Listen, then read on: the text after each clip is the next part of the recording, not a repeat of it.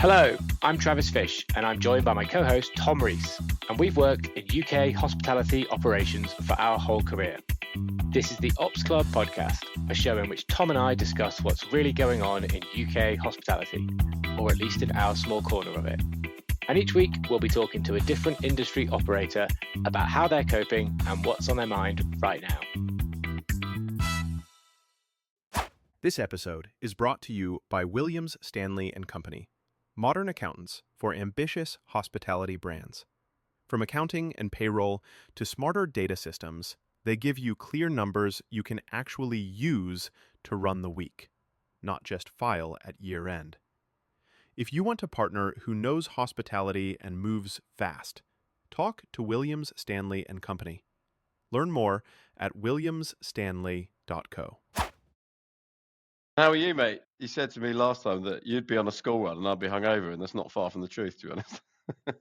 Well, I have just done the school run that I got back actually just about in good time. But yeah, I am definitely not hungover. Very good. I'm obviously, as I said to you last week, incredibly busy, but incredibly happy in my new world. So yeah, I am very excited to actually be talking to you. We've been talking about doing this for, I don't know, what, like a year, 9 months or something. We've been talking about a podcast.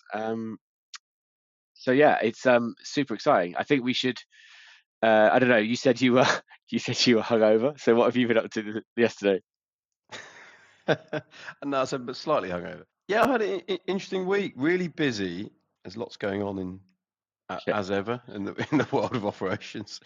Tough sort of period for restaurants who haven't got big outdoors areas. So yeah, always that kind of period of the summer where you're flexing and adapting hard. And we just opened 2 businesses, so the aftermath of dealing with volume changes and new people and all that.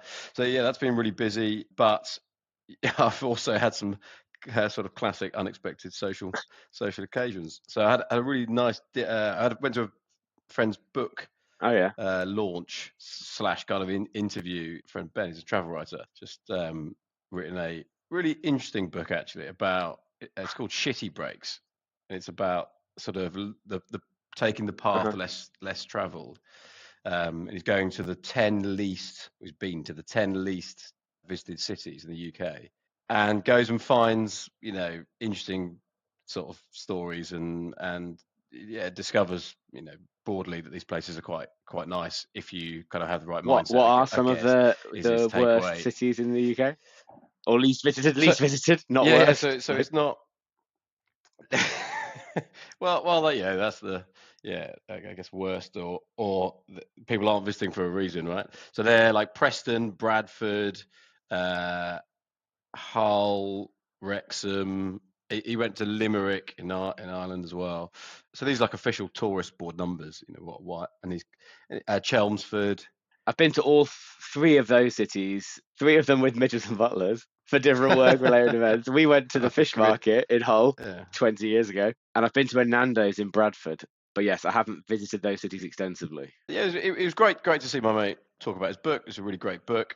Everyone should go buy it. But also, it's an interesting piece about the state of some parts of the country. He's optimistic and upbeat about these places, and genuinely so. And people were sort of grilling him in the Q&A afterwards about does he really enjoy his time there? And he met some brilliant people, ate some brilliant food, and inevitably the travel is about food and people, and he's in cafes, he's in restaurants, all that sort of stuff. It's not just that, but there's a I think strong crossover with just all of that, and then state of the hospitality market, because it kind of hospitality sort of reflects a place, right? So there's interesting takeaways from that. But then we went for dinner, unexpected dinner at Temper in town, which was good. Interestingly, doing pretty hardcore discounted offer, which was great value.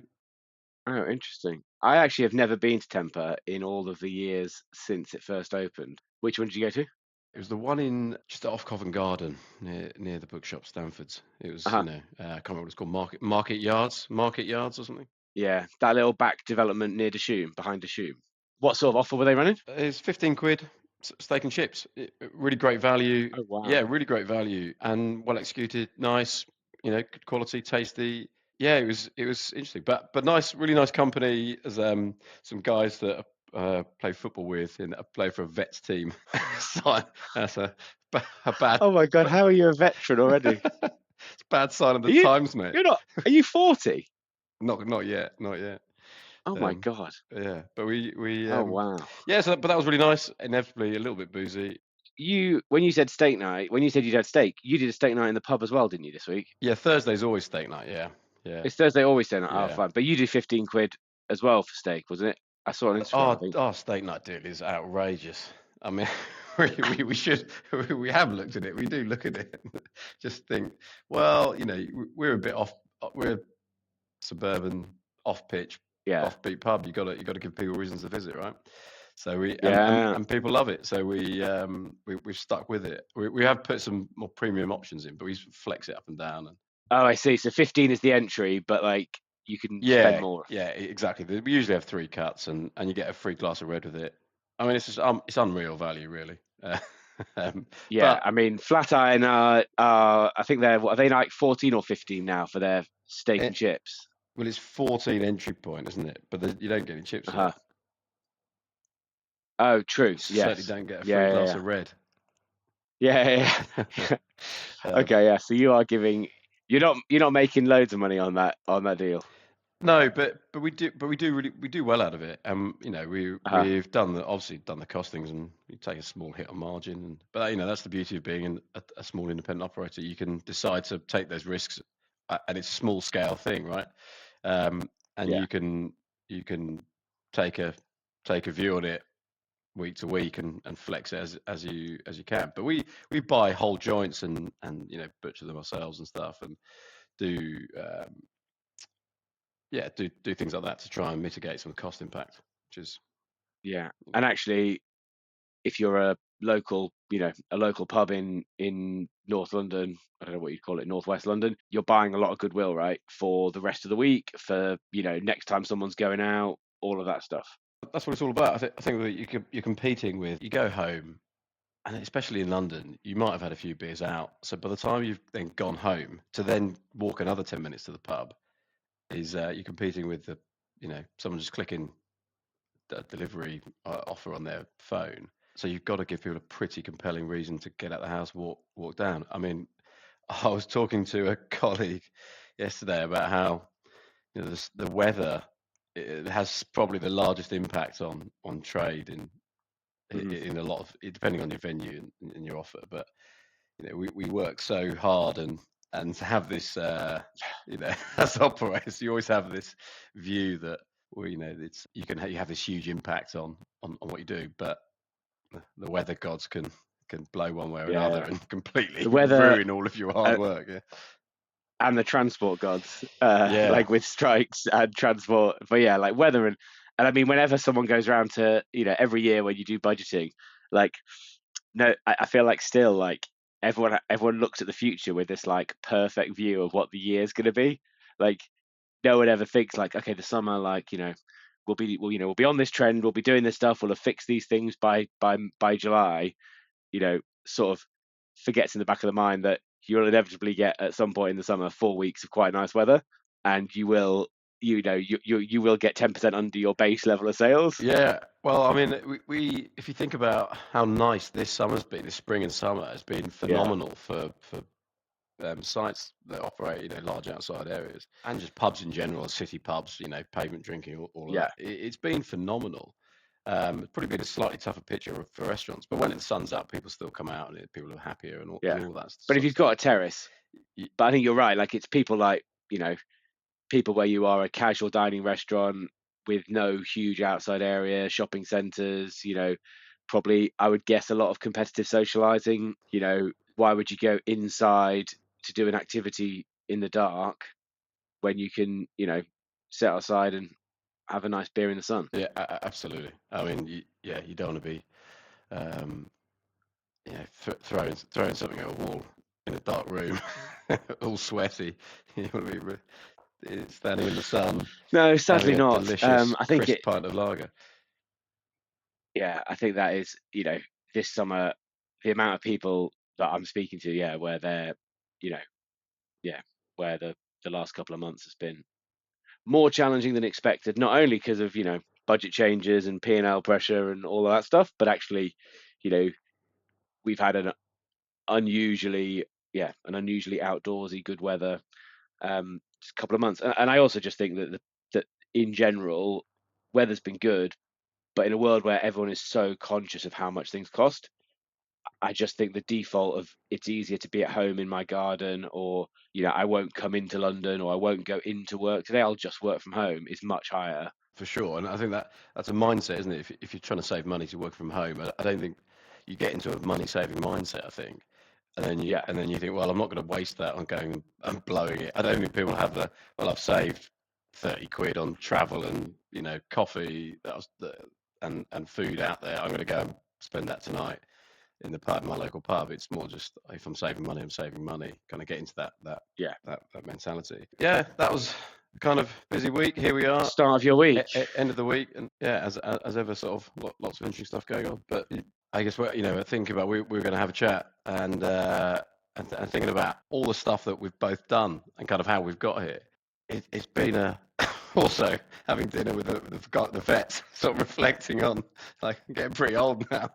Yeah. And we were doing this cook off last week, and I was really because I was really buzzed up for it. I was really excited, and I thought, yeah, how many cook offs and menu launches and relaunches and new offers and this and that Light nights, dark light nights, nights. dark nights, revamps, refreshes, whatever, drinks menu changes of concept direction, and it just sort of got me thinking about how cyclical the the nature of our industry and how sort of relentless it is. And things change, but things don't really change, right?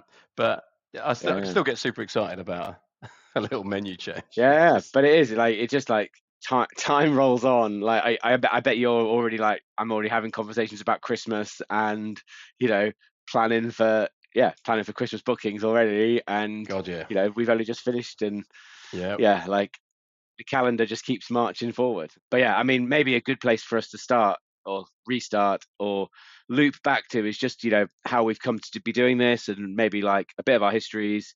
For anyone listening, we'll have to check the stats in the future to see if anyone actually listens to this. But we could start back there, and then maybe just talk a little bit about what we're hoping to get out of doing a podcast, Yeah. and talking about in the industry, and maybe some of the, I don't know, frustrations that have led us to want to start talking about hospitality to other people. Well, yeah, I guess let's go back to the start, mate. I remember walking into a room. I don't think we met during the recruitment process. So No, we we didn't. We met on that night out. yeah, so we both worked for one of the biggest pub companies in the UK, pub and restaurant company, I guess they were, hospitality company. I think they'd call themselves a restaurant company now. I think they rebranded, didn't Oh, they, really? about Well, 15 years ago? Yeah. well, that's funny in itself because I think when we started, it was restaurants and pubs. There were two different sides to Yeah. it. This merged, demerged. But yeah, we worked for one of the biggest companies and joined on a fantastic management program, grad program, and it was sort of pretty brutal. Not brutal. It was a pretty rigorous process, right? Yeah. Yeah, But, it was. But just on what you said about being a pub and restaurant company, like I remember vividly in like 2010 or something, when we were early on working for what and I'd pretty much figured I'd joined a pub and bar group, right? yeah, That's kind of what I thought I joined. Like I worked in a pub, I got a place on the grad scheme, and I joined a pub company. That is literally what I would have described it to everyone I spoke to. And I remember when there was a big strategic change to being like whether it was pub and dining or restaurant company, and yeah, the language changed. And I remember vividly like not understanding and like not believing that like the future would move towards basically almost all hospitality businesses being food first, yeah, and yeah. especially pubs. And like pubs are probably now, I don't know, what for you guys at in your pub? Like, I imagine most pubs are at 50% food or more now. You would think. Yeah, the TAV is still about 70-30. Uh-huh. But food is absolutely But it's still a big part. integral to what we do. Yeah, it's no, actually, sorry, it's 65-35.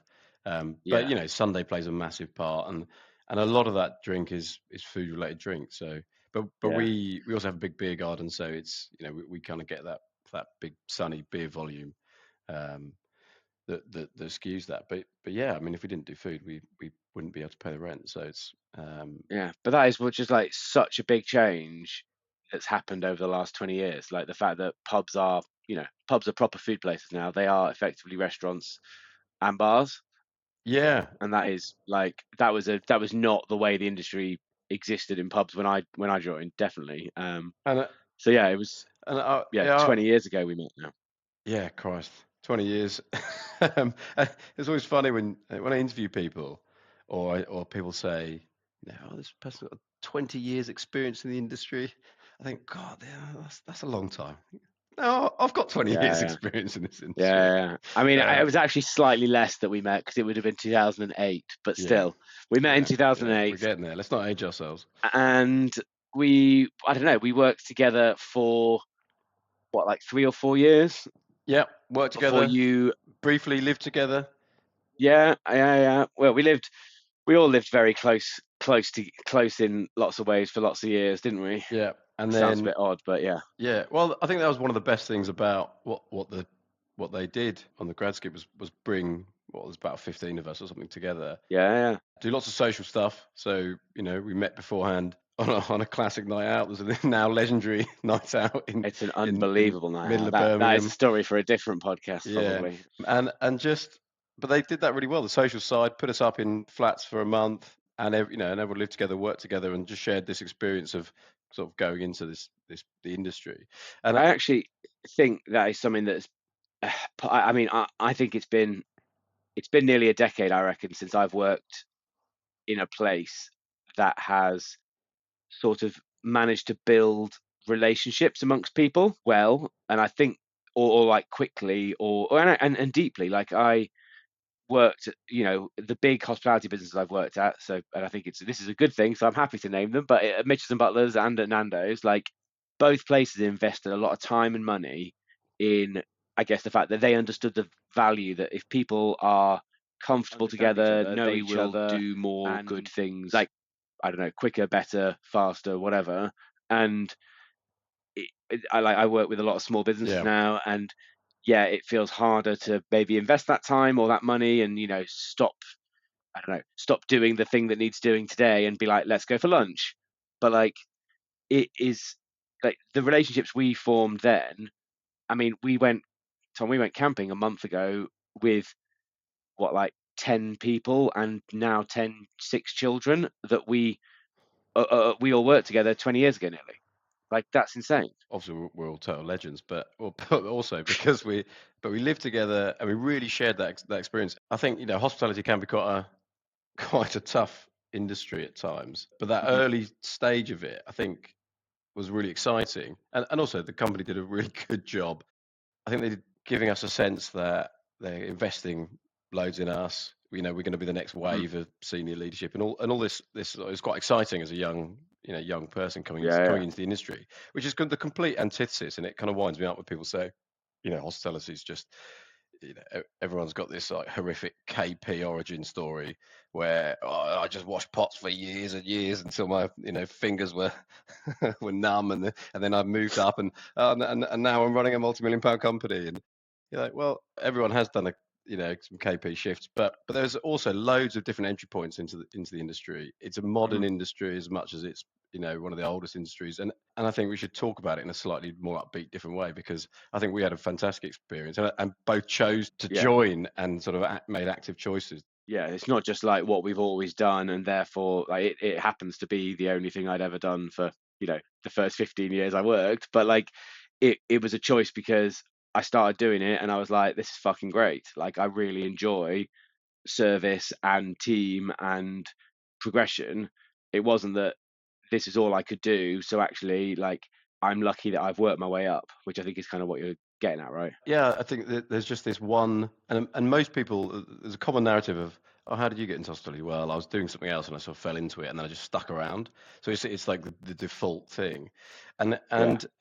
like that's great. It sort of shows that it's a fun industry and it hooks you in and or get bitten by it and then love it, learn to love it. And there's also a different. It's not just that. It's not just then I couldn't do something else. Sometimes there's a you're damning the industry with faint praise there. It's not an industry I think that is something that you do because there's a low barrier to entry, and then you don't achieve in some other area, so you just sort of land in Mhm. hospitality.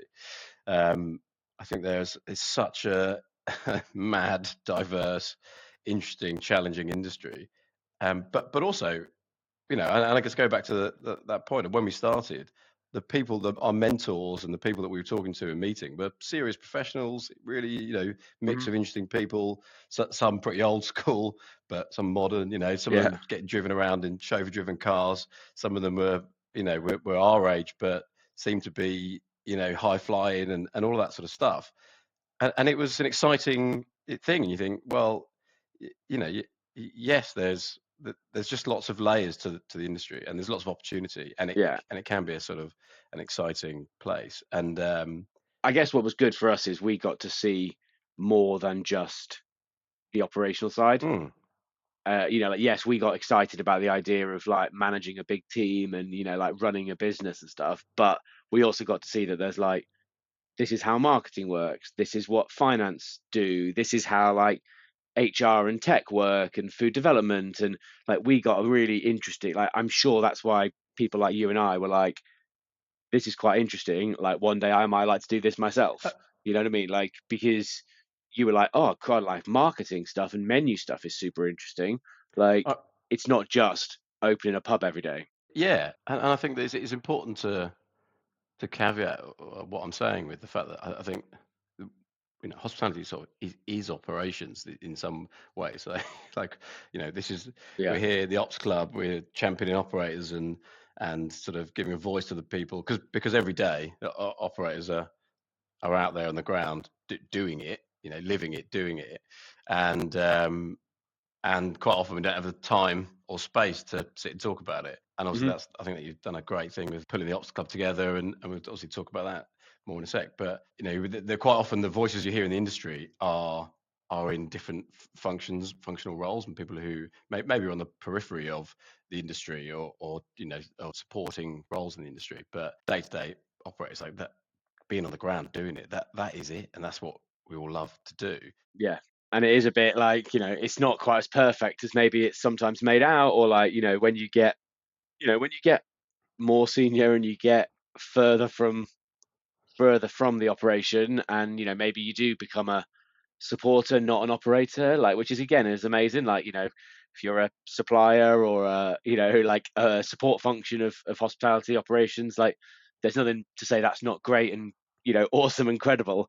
But like I think part of the reason to want to start a podcast where we speak to operators is to speak to proper operators, of all different kinds, levels, types, and varieties, but not to just hear from the sort of like far away, polished versions of hospitality, and talk about some real And it's stuff. quite often and it's the same challenges, right? We're talking about the same challenges now that we talked about 20 years ago. Yeah. And I was in a leadership course last week, and it's brilliant. It was really good time to reflect, really self-reflective stuff, and with a really great group of people. But a lot of the things that we're talking about are the concept stuff is Covey, and it's like and it's Yeah. frameworks that have been in place forever, and of course it is, and it's really good stuff. But it's when we started, that stuff was really hammered into us, and to Hmm. some extent, yeah, I think I sometimes reflect on how good that starting point was for us, like that broad experience of all these different parts of the market in it, doing it in a massive organization. I think all the frustrations for me were about quality, like the struggle to deliver real quality because it's huge and you're compromising all over the place, and it's mid-market mass volume stuff on occasion. Don't you think, like, I've talked about this before, probably to you, but like I think that I started out in this industry with that same frustration, because what I didn't understand yet is there is such a thing as the right quality for the right thing. 100%. Do you know what I mean? Like I was this like idealistic, you know, guy who was like, well, if I run a, premium pub, I will have, because you've said I should have fresh flowers on the bar every day, like I should do that. And that is the mark of quality. And just because we have a quarter where profit's a bit tight, like I might not do that, or I might not fix that bit of equipment because I don't really need it. And those things would have caused me huge frustration to like, actually run my business commercially. Yeah, yeah, Whereas I definitely. think now I've got a much better ability to like, navigate that sort of like tightrope. Yeah, and and having knowing what I know now and all the things I've gone through, I look at businesses as someone who's started a business and built a business. I look at other businesses sometimes. I think like if I wish I had the passion to do that thing because there's loads of it looks like there's loads of money in it. But I just don't think I could bring as I've got something inside of me. I don't think I bring myself to do something that I'm not.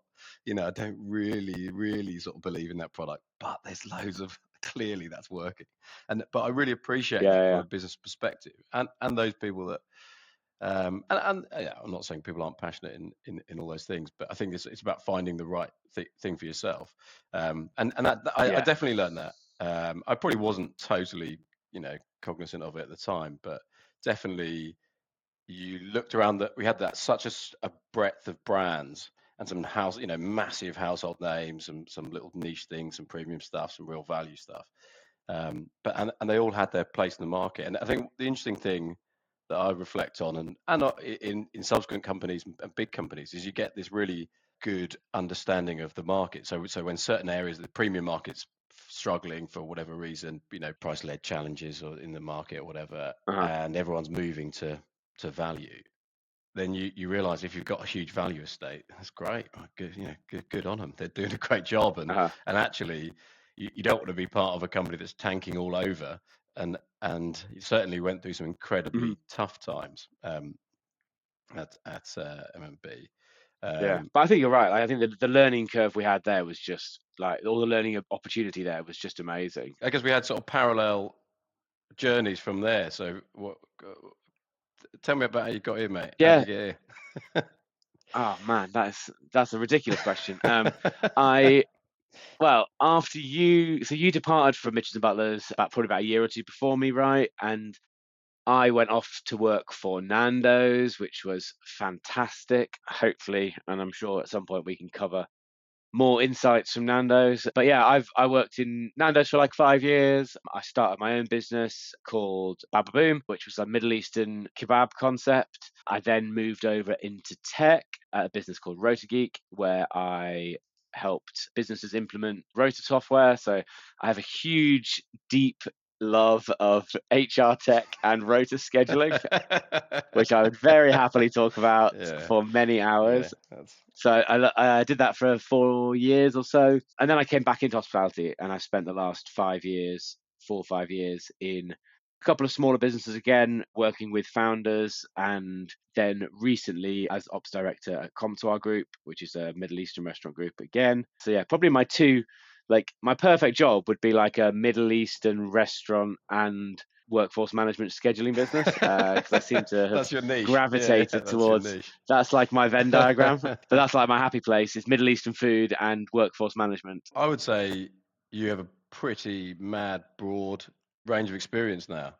I think you're going in and out of operations. I think we've broadened that, but small businesses, you've done your own business, big businesses, casual. Yeah, yeah. There's a really big, diverse, I guess, set of experience. Like starting with like some super structured stuff with big companies, which was really great. And then I made what I think is, and you'll probably agree, quite a difficult transition to like small business where you realize that all of that structure and process and like I don't know buffer and Yeah. everything doesn't exist anymore, and you have to sort of learn a whole different way of operating. And yeah, I mean that's what's taken me now to, I guess, what I do now, which is working with a whole host of different businesses in hospitality tech and multi-site hospitality and leisure operators, mainly working with founders, supporting them in a multitude of ways, but mainly in like a generalist way of picking up capacity, advising, and helping them scale. So yeah, Amazing. that is my 2-minute history. What about you? Talk us Yeah. about. I mean, you need to go into more detail. I think you've got a more interesting history. No, I think we followed a similar-ish pattern. I left M&B and said we had a fantastic start. I think the joined up process out the end of the grad scheme was a bit messy.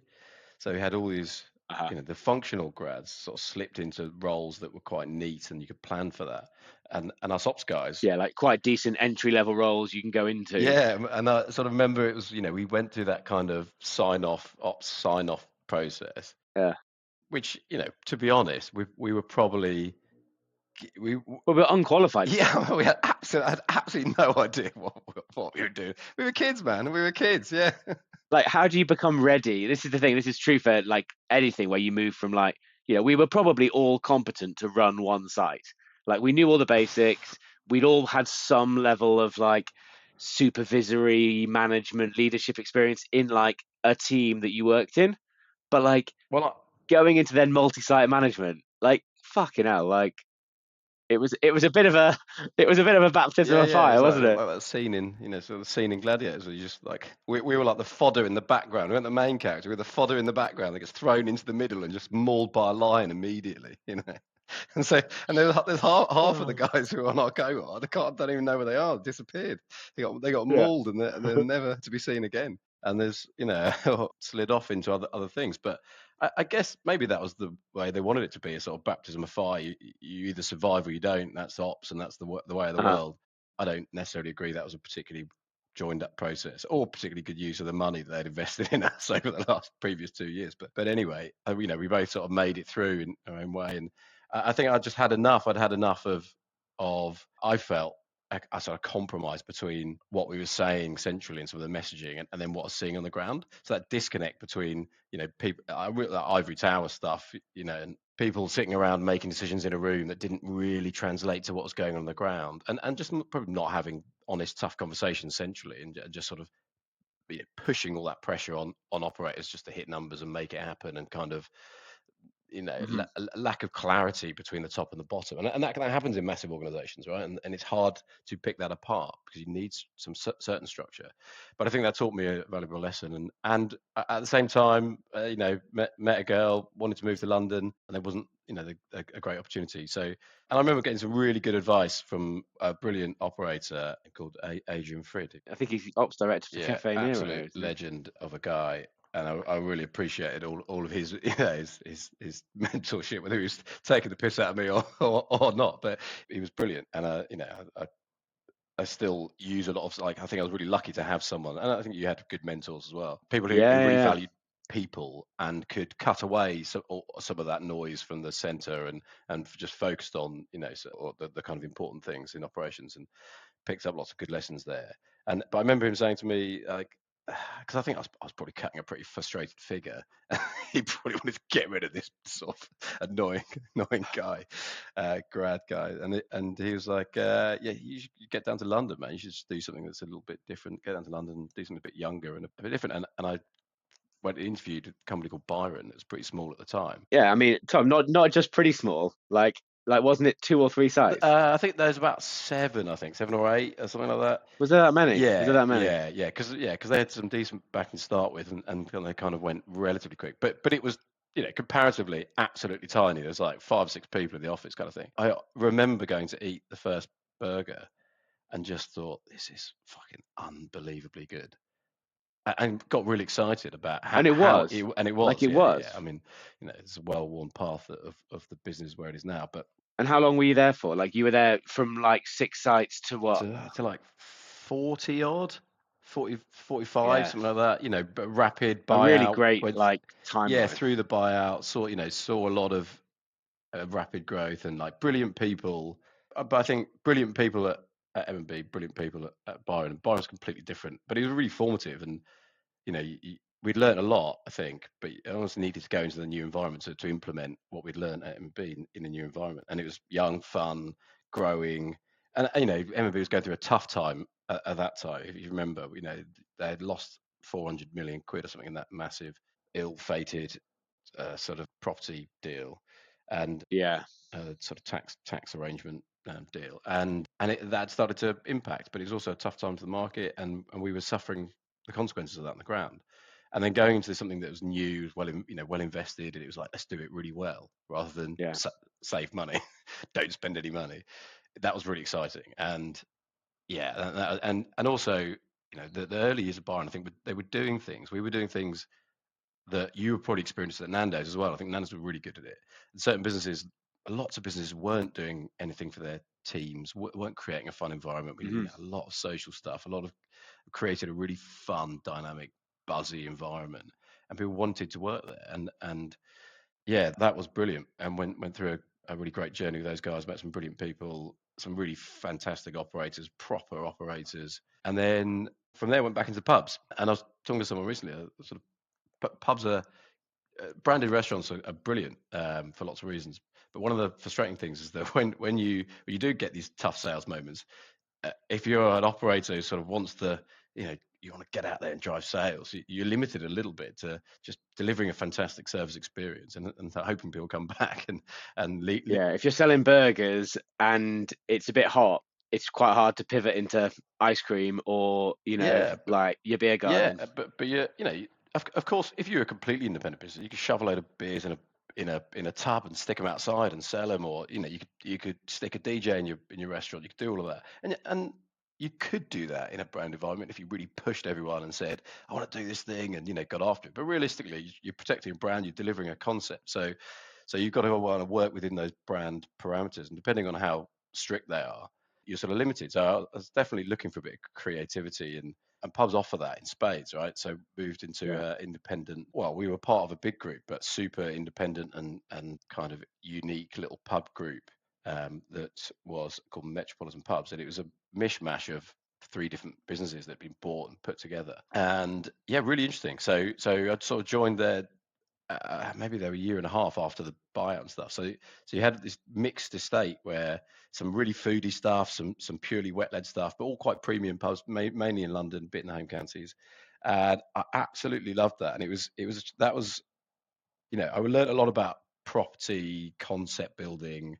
As operators, we had a lot of control, like input into Uh-huh. refurbs, what we want things to look like, and investments, and understanding, learning a lot about the ROIs, and if you say, I want to build a, you know, do this new menu, do this new concept, build a burger shack in the garden or something. Someone said, all right, Hmm. let's do it. He was just a very positive kind of let's do it, but also kind of really focused on you got to make money. We're not going to do it if it's not going to work, but I will back you, sort of thing. Yeah, that was fantastic. Like I would say that was the team there, where it was quite a kind of alpha male environment. Lots of really senior, brilliant operators. I loved that. Learned from it, from all of them. Everyone was Hmm. different, and everyone had their own sort of strengths and weaknesses. But some, I mean, all of those people are now, really senior people out in the industry doing brilliant things. And there was a moment in time where, yeah, it just felt like a really great little team. And so I did a few years there, and then followed a boss into something else that was a really interesting pub business that was a sort of entrepreneurship kind of building a managed pub group from at least tenanted estate. And that was really, less premium, less food led operations, but more about business building. So did that for a bit. Hmm. Um, and then COVID hit, and I was working with my now business partner, Ben, and always for years and years and years wanted to do my own business, and then finally scratched that itch during the middle of COVID. It's totally stupid. And set up our pub business. Launched our pub, the Carlton Tavern. That's brilliant. And we opened another pub, opened a cocktail bar and a wine bar, growing this little business, all with our own capital, kind of internal capital. And just the point where we was really neat, we were running out of money.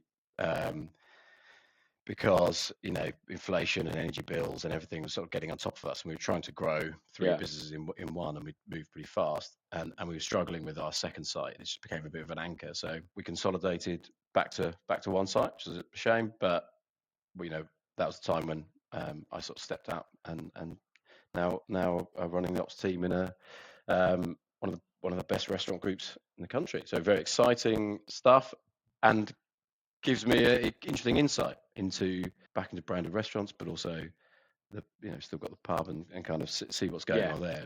You sort of cover every part of like proper operator. I think we both have said the phrase proper operator. Like, I'm kind of intrigued what we mean by that, and like why we keep saying that phrase. Yeah, definitely.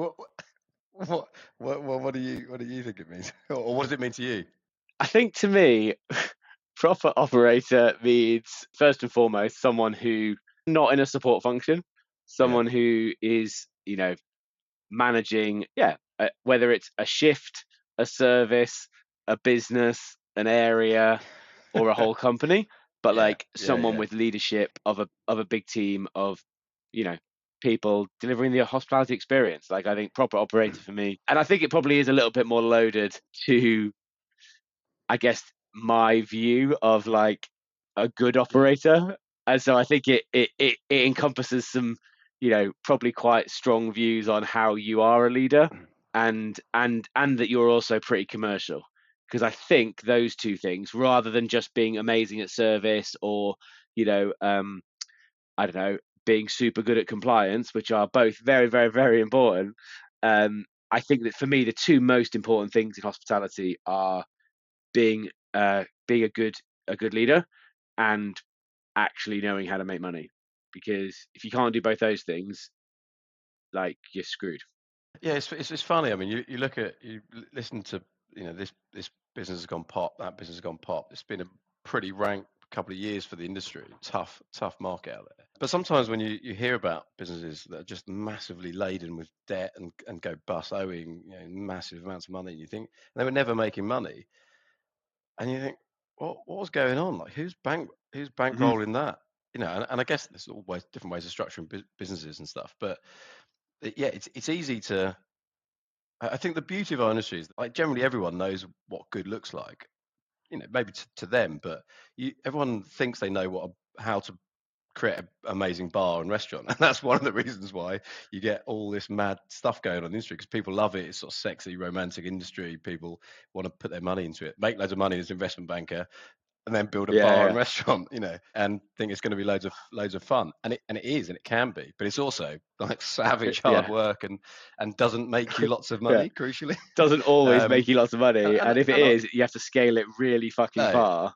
yeah, yeah, and I think yeah, there is probably something in that phrase proper operator that is like like knows how to make money or knows how to do it well, and I think for me it probably it is quite loaded, and it's all those things you say, but for me it's probably I think I'm quite protective of operators, and I include anyone who works like in a site from any level, who's actually just working with the guests, delivering the food, cooking the food, serving the food at the table, on the bar, making drinks, whatever. They're all in operations, all operators, but not everyone is is an operator. I'm sort of beating my chest, sort of proper.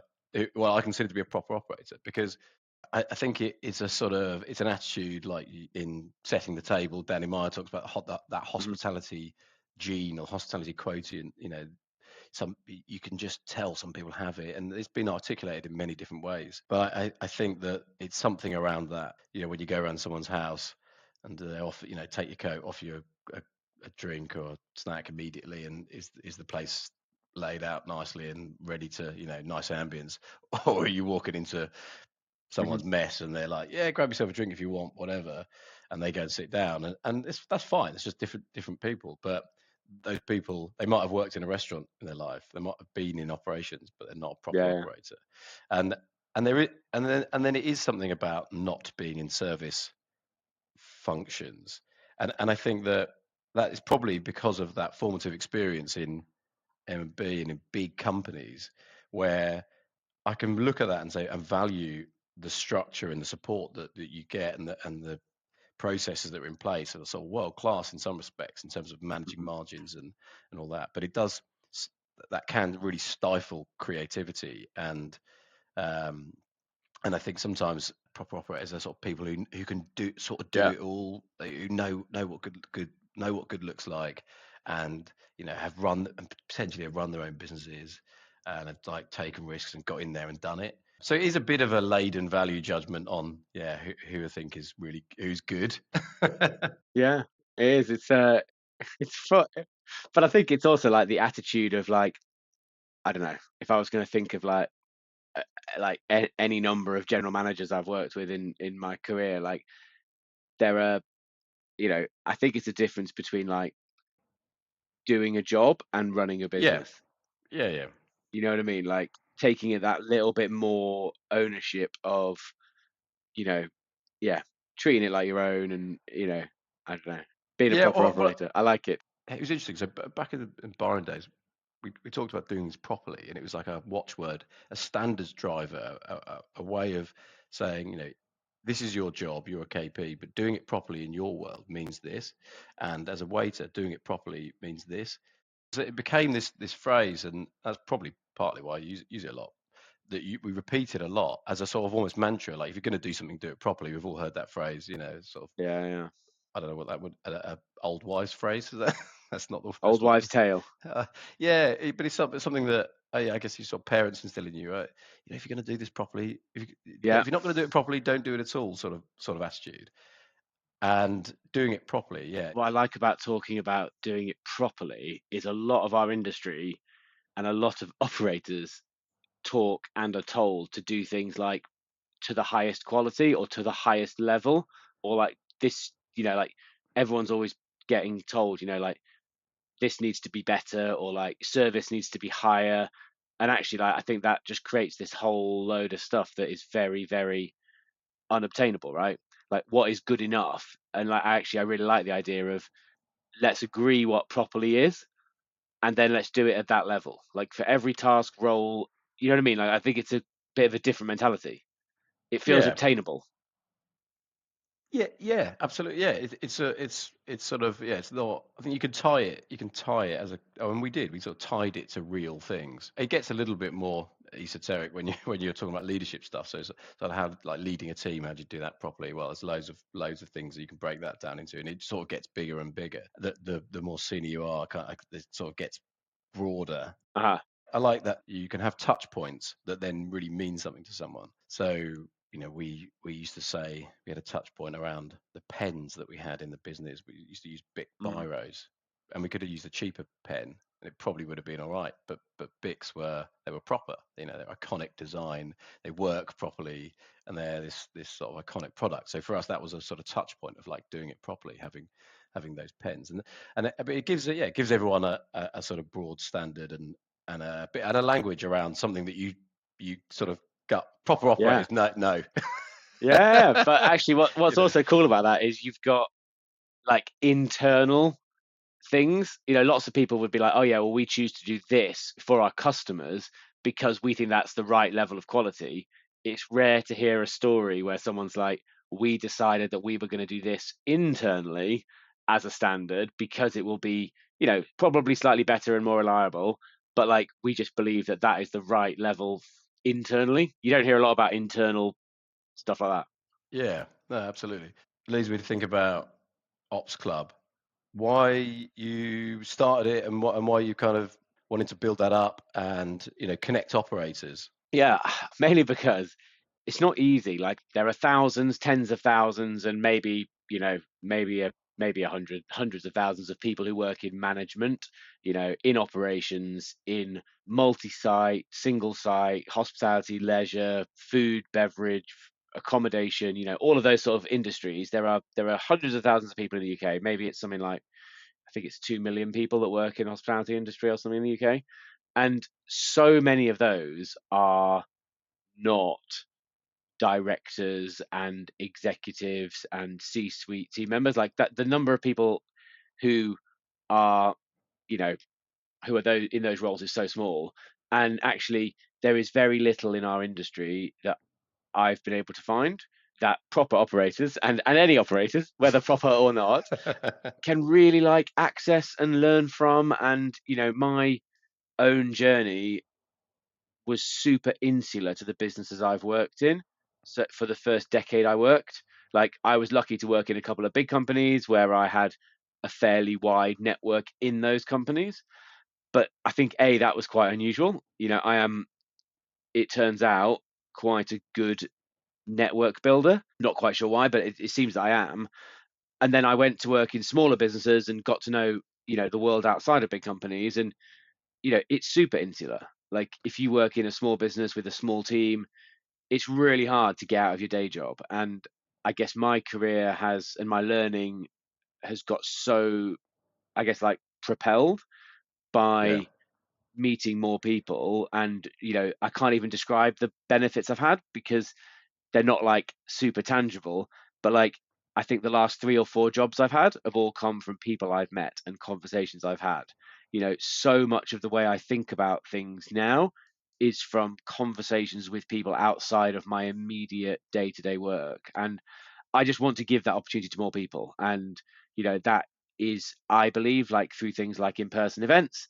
I hope it's going to be through a digital community. So we're launching an Ops Club app as soon as I get round to doing that. It is ready to go. I just haven't got around to doing it. But we've got at the moment 300 operators signed up to be part of the community, and we're starting to run more regular events. But yeah, Ops Club it's there to get people outside of their day job, and Yeah. that's the bit that's hard. Like it has been hard, and actually people are super flaky. And I think you flaked out of the last event because some fire came up, which is fine. I It was working, happens. mate. I Yeah, was exactly. operating. I'm Like a stuff proper happens. operator, mate. Stuff I'm at happens. work. Yeah. But like this is the thing. Like I just want to create a platform for operators to speak to other operators, and I think that's super valuable. But it's great to, even if it's just a vent, but also to Yeah, share experiences and just sort of find that, all right, yeah, everyone's kind of going through this similarly tough challenges. But I think operators, much more than other functions, are quite careful about sharing that stuff. We're quite protective, a bit elbows out, and certainly that was drilled. I think drilled into us in certain businesses. It's like, no, we're the only ones doing it properly. We're the only ones that know sort of what's going on, and we're the yeah, proper operators. And screw those guys, and quite a sort of competitive nature in general. And that's completely the antithesis of most operators I've met, who tend to be want to share stuff, really friendly, really helpful, and want to just be collaborative and like do good things together. yeah. And look, I don't want. I think you're right. I think there is lots of stuff in our industry that one can go to try and extend their network or learn. But I guess I think what I would like to create is a place that is a little bit more democratic and also like is welcoming, whether you are, and actually I've got very few people part of Ops Club who are, assistant managers, for example. But like whether you're an assistant manager or the owner of a medium or large size hospitality business, like that this is a place where you are able to be. And this is a room you can be in, and I think there's a lot of benefit in that. Like if anything, if you're super senior in the industry in operations, actually a room where you can talk to some general managers and assistant managers, you should see that as a very valuable thing, not as, oh well, I'm not rubbing shoulders with, you know, Yeah. the right people.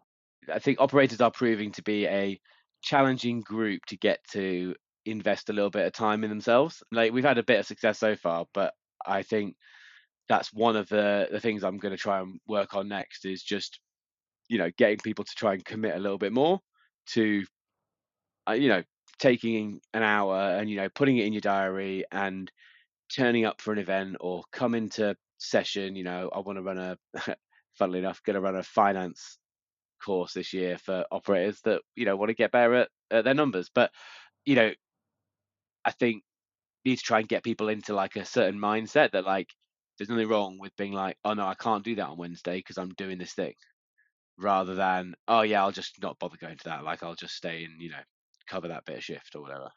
And that's what is hard, but hopefully the more, well, I'm just going to keep doing it. Like I enjoy it. I like talking to other operators. When I first started out in an ops manager role, I was just like, I need to be around all the time. We all go through that fall into that trap of you think you're being more effective, or I don't know, demonstrating some sort of capacity, or whatever it is that you think you're demonstrating by just being around, being available all the time. We all say it, call me whenever, and I'm working late, I'm working all the time, and one of the things that's happened as I got older, and if you have kids and you have different priorities in life, but you also realize like it's just not any more effective than than building trust, building really good teams, and giving them some trust and letting them have some autonomy and deliver. You're not going to solve that problem at 11 o'clock versus 8 o'clock the next morning. So No, you might as well get an early night and wake up fresh and yeah. attack it in the morning. But And that I just think people are still scared of, I don't know. I think lots of people are scared of being like, someone says to them, "Oh, can you do this thing on Wednesday at 5 o'clock?" And they're like, "Oh, actually, no, I can't. Like, I'm going to an event, or I'm meeting someone for a chat that's not directly work related. Like I'm meeting a contact who's like a mentor or whatever. Like that is, I think people are nervous to say that. It's a bit like, there's a bit of a taboo for some people around saying like, "Oh no, I can't. Like I'm picking up the kids," or I can't be in till 10 that morning because I'm doing drop off. yeah Like these things should be normal, and I think like it should be just as normal to say, "Oh yeah, I'll be in at 10:30 after I drop the kids off," as like, "Oh yeah, like I won't be able to. I need to drop off at 4 p.m. today because I don't know, meeting Tom, who is a fellow operator, and actually like I need some perspective on what's going on in the market, or like I just want to catch up with another operator." That yeah should be totally fine, and actually companies should see that, and I think lots of them do at the top level. You know, as valuable, but it's just as valuable if, I don't know, if you work as a GM in Broadgate Circle to, your GM of Lena Stores in Broadgate Circle should meet, Lokesh from Comptoir Group, yeah and there would be a lot of benefit in those two having a coffee or a beer. Yeah, and you hope that at a local level, the good operators do that, right? The proper operators do go around and shake hands and make friends and share blue roll and help each other out when you're in a bind. Everyone shares blue roll. Everyone shares blue Yeah, roll. yeah. There's no That's no that's one's the stingy on the blue roll. that's the operator ice and blue roll, or the operator equivalent of the cigarette. it's can I just bum a blue roll, mate? I haven't had a Ice and delivery blue yet. roll. I like it. They're the things that bind operators. But yeah, I mean, companies are. I think generally, my experience is there is more training and leadership stuff, and lots of more self-reflective type training now than perhaps when we started out. I still think it's not at the right level. I think Uh-huh. because it's much easier to get in a big company. Say you've got 10 ops managers in a 100 strong group. It's much easier to get 10 people in a room. They're relatively senior, will respond well to that sort of thing, and you can pull them out the day to day, than really committing to like 100 managers. That's a massive bit of process and structure and organization and cost. But I think you get the most benefit out of really investing in GMs. And it's something that we talk about in the industry a lot. GMs, they do this really complex, multifaceted job. We should respect that job role.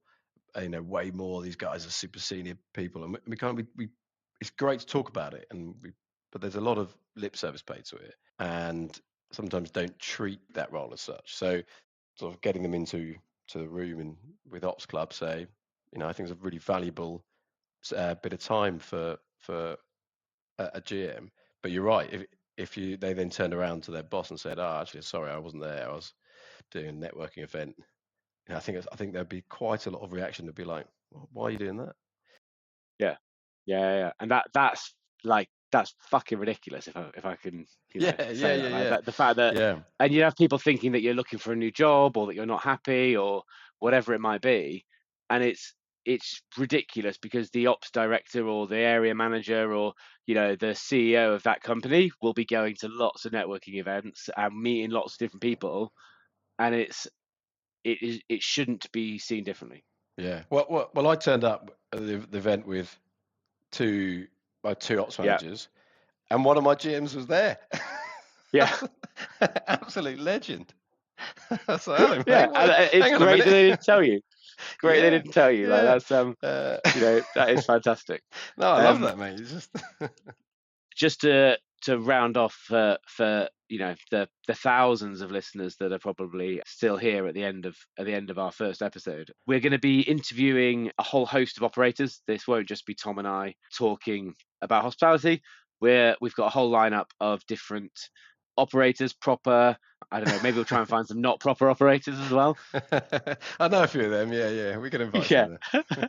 And, people from all different sides of hospitality. We might invite a few non-operators where we find interesting characters. But what we really want to do is just have real conversations with people in the industry and all different varieties of operators. So, yeah, that's what's to come. We're going to record every week and release episodes as we go. So, yeah, thank you, Tom. Anything else you'd like to add here? Just no. Anywhere good you plan to go? Any hotspots? New openings? I don't know if it's a hotspot, but I am going somewhere. I'm going to go next week to somewhere that I've been meaning to go for ages, which is Sandwich. I've Oh seen it yeah. online Yeah. for fucking ages, and I've been meaning to go. And I'm in London next Thursday, and I'm in the city, and so that is my next spot. So I will update you next time we speak. Yeah. Excellent. Right. I'll Okay, let you know. Tom. Nice one. Thank you very All much. right. Thanks, mate. Catch Always a you later. pleasure. Catch you later. Bye.